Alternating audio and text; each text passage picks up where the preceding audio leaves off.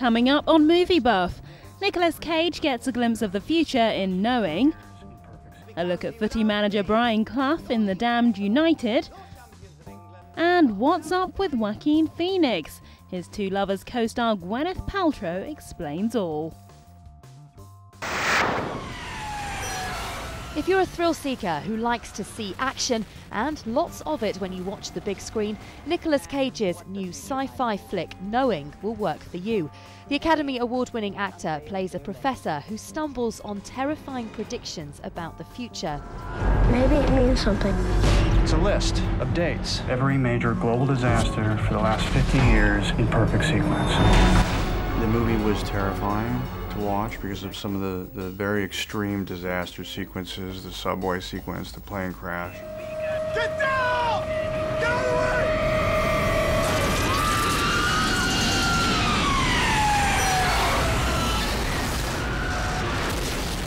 If you look at the movie, I am genuinely scared. No acting. You know, I took it personally that no one get hurt.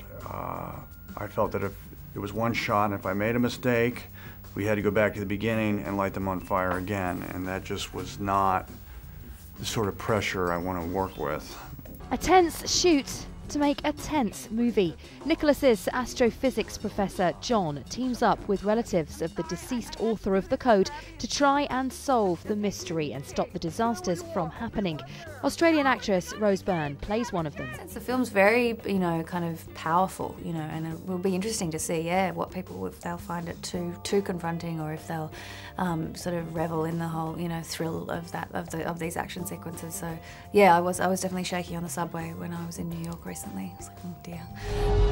Get off the train. Why? What's wrong? Just take the baby and get off the train.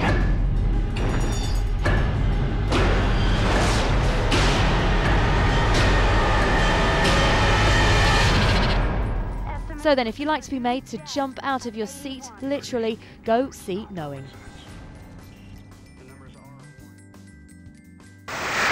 I heard that this fella talks too much. They say he's another Muhammad Ali. Now, Clough, I've had enough. If you haven't heard of Michael Sheen's new movie, you must have been living under a rock. The Queen and Frost Nixon star has done it again. He's nailed another iconic character, this time football legend Brian Clough. You are a disgrace! For missing the target from there, you want blooming shooting! Now get in there! That's what I pay you for!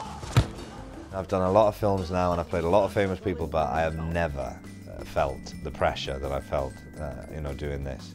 There are people who maybe wouldn't be that interested in stuff that I've done before who come up to me and go, I'm really looking forward to the Damned United, and I'm really, and people within football as well. And it's a lot of pressure because people are passionate about Clough. And that's where you'd still flaming be if it wasn't for me. At the foot of the blooming second division. Nobody remembers. The Damned United is the story of football hero Brian Clough's 44 days in charge of Leeds United in 1974. For the non-footy fans among us, Clough was one of the country's most outspoken and successful managers. Nicknamed Old Big Ed, he was almost as famous for his banter and one-liners as he was for his performance as a gaffer. I became aware of Clough more as a personality than I did as a manager. I think it was a while before I realised he was a football manager. You'd see Mike Yarwood doing impersonations of him, maybe see him being interviewed on Parkinson, and then see him on Match of the Day, and that would be a Saturday night's TV viewing. And so he was sort of a larger-than-life character and kind of burst through the screen. Well, we're very different people, Don and I. We have different styles in football and in life. I'm a warm man. As well as capturing some of his training ground speeches, the film recreates the famous interview he gave on the night he was fired alongside Don Revie, the manager he'd replaced. Clough had just been sacked by Leeds that day. He was not in a great frame of mind. He wasn't, he was all over the place, and he had, he was asked whether he'd come into the TV studios to do the interview, and he turns up and they've brought Revie to sit there with him.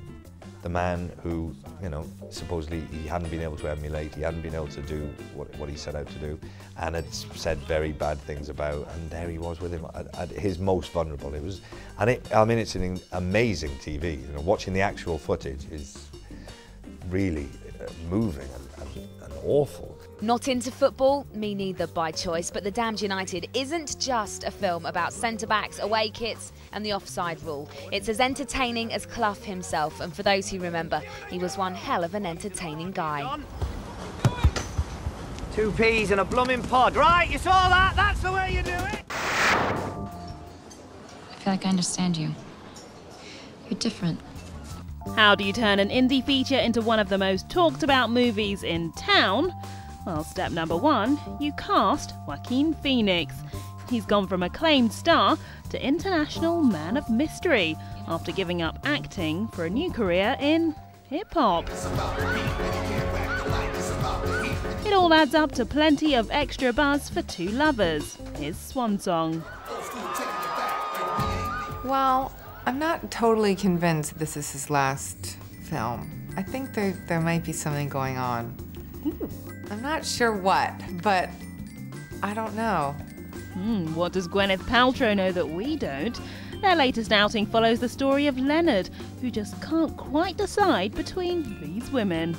Should he go for Sandra, beautiful, reliable, and with the seal of approval from the parents?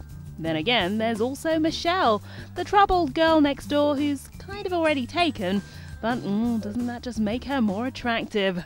So lost, Leonard. I find her sort of heartbreaking because she's just made some really bad choices, and she's not a bad person, you know, but she's completely caught in this obsessional loop with her married boyfriend, and I just don't see how she's gonna achieve happiness, and she leaves a little bit of a wake of destruction behind her.